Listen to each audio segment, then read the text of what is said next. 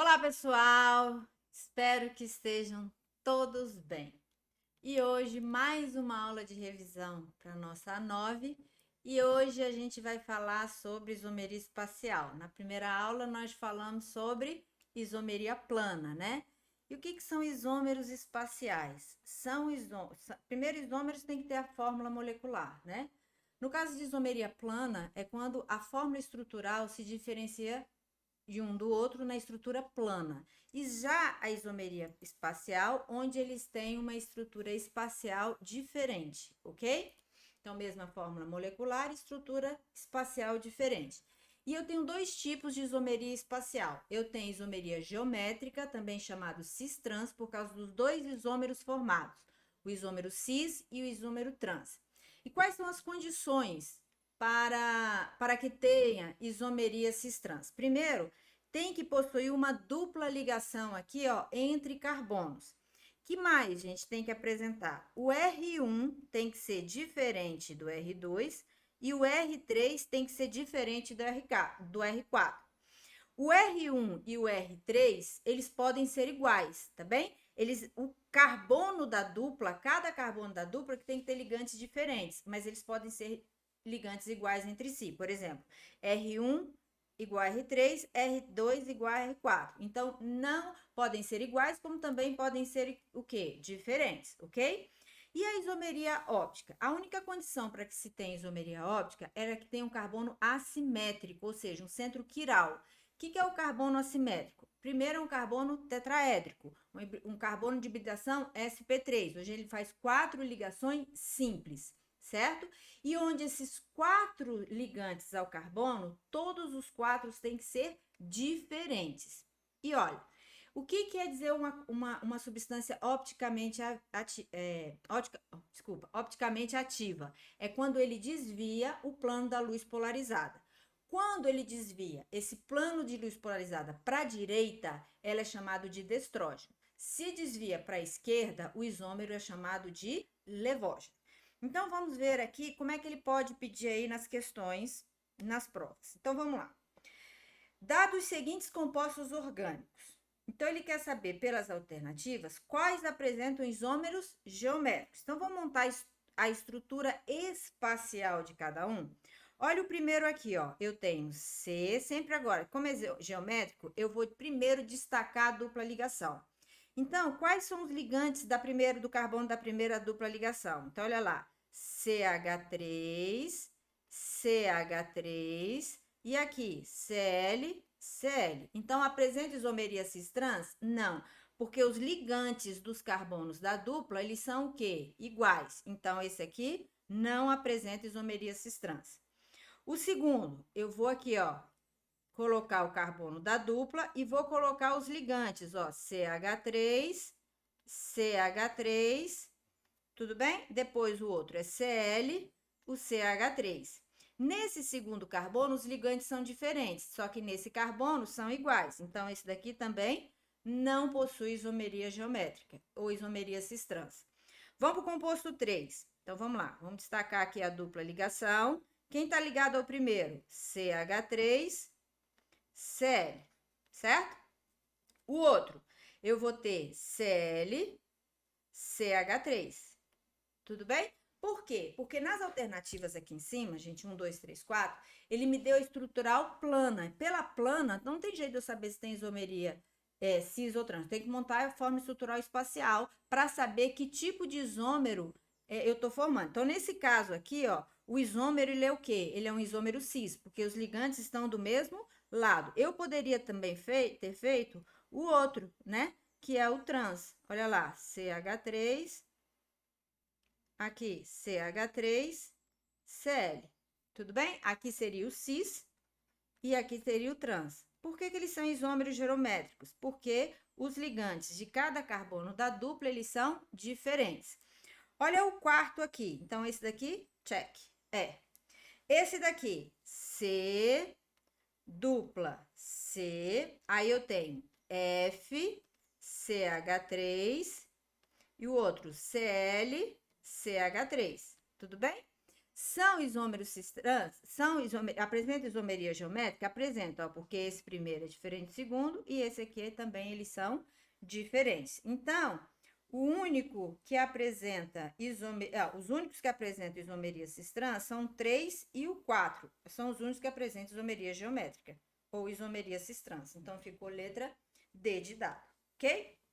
Vamos agora para outra questão.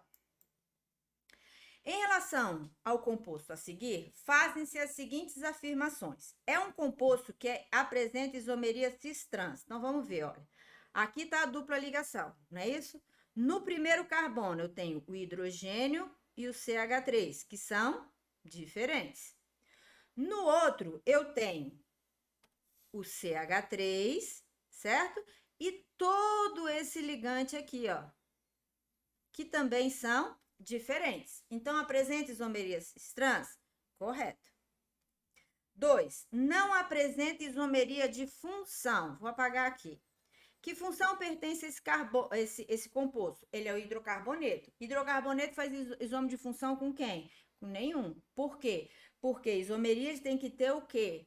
A mesma forma molecular. Então, se ele tiver a mesma forma molecular, se for uma cadeia, por exemplo, linear, certo? Uma cadeia normal, eles vão apresentar a mesma função, que é hidrocarboneto. Então, não apresenta isomeria de função. Correto.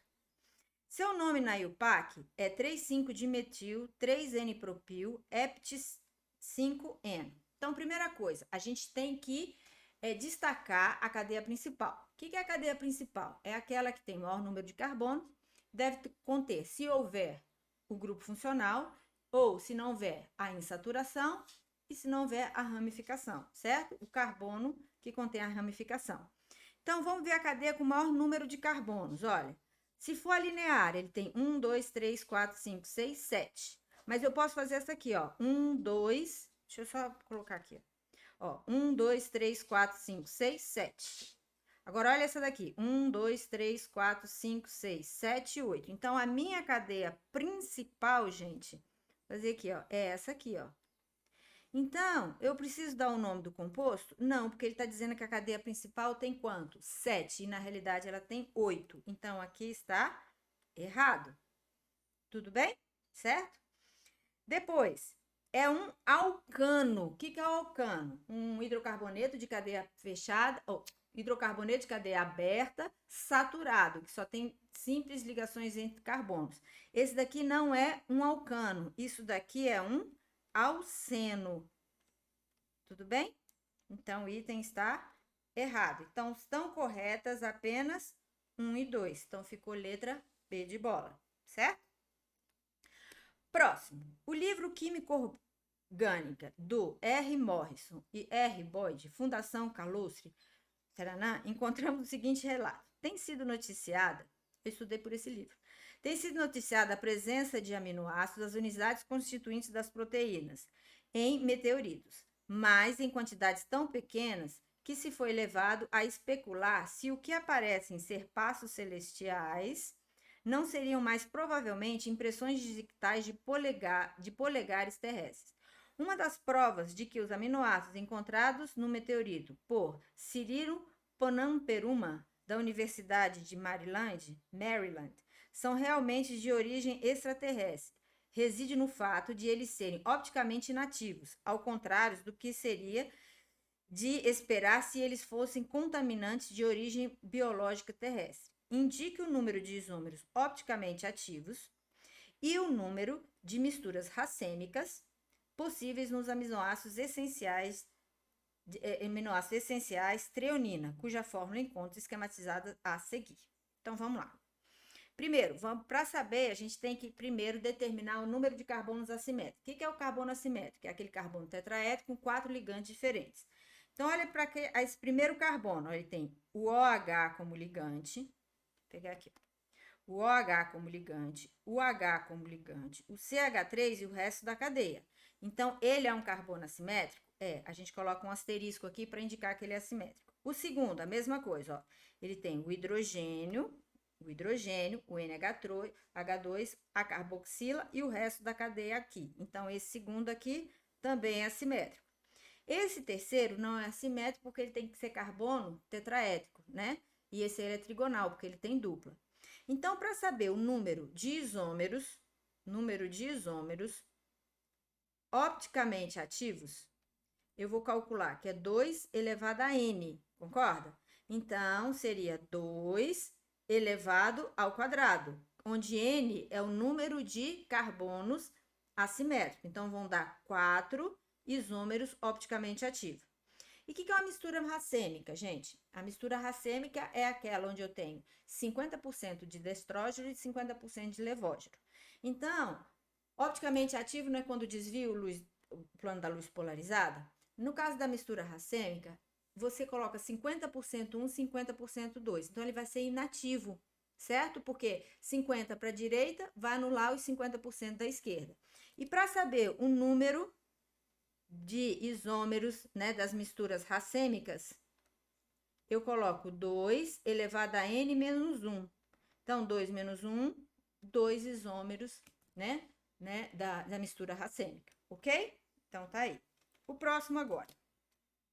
Ele fala o seguinte: o ácido lático tem fórmula a seguir. Explique se temos em termos estruturais por que se pode identificar 2 isômeros nessa substância. Então, primeiro, olha lá, ó. Eu tenho um carbono que assimétrico, porque ele tem um carbono tetraédrico com 4 ligantes diferentes, né? Carbono assimétrico também chamado de centro quiral da molécula. E quais são?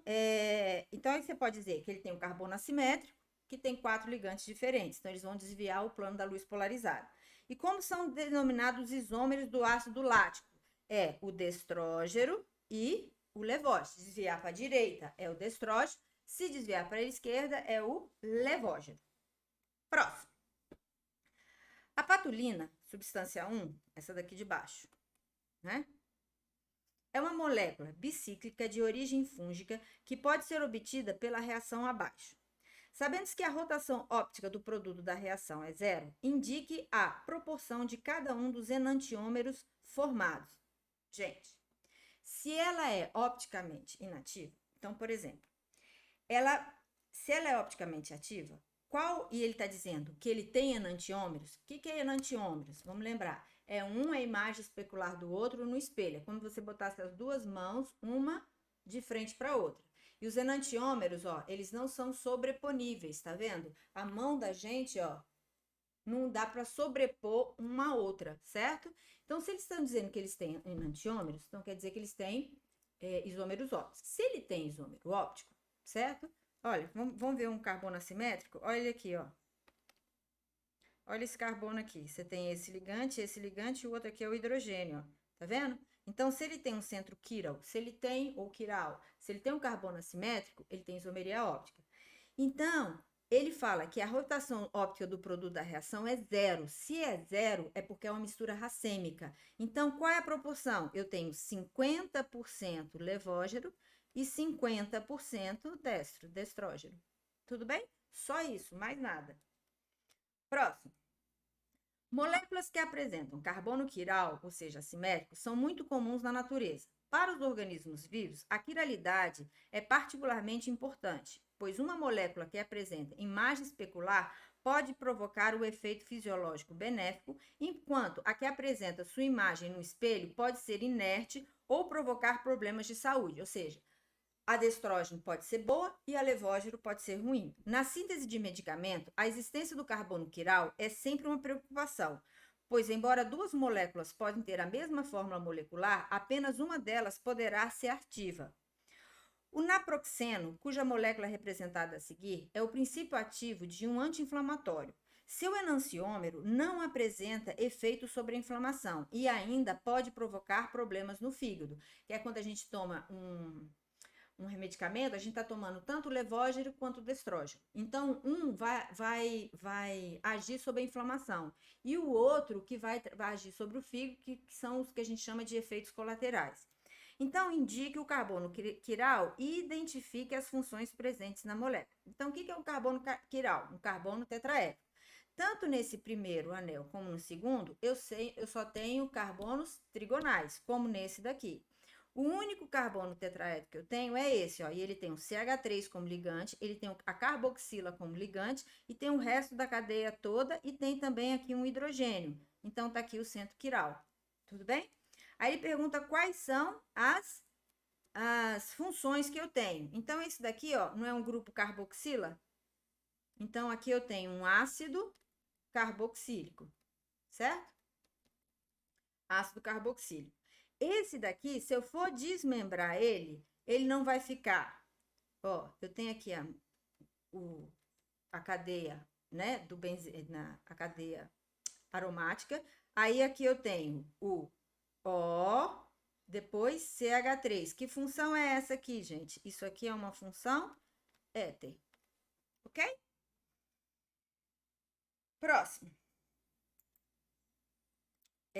O ácido oleico, cuja estrutura química está representada abaixo, formam-se durante a decomposição de formigas mortas, sendo um sinal químico para que outras formigas as retirem do ninho, certo?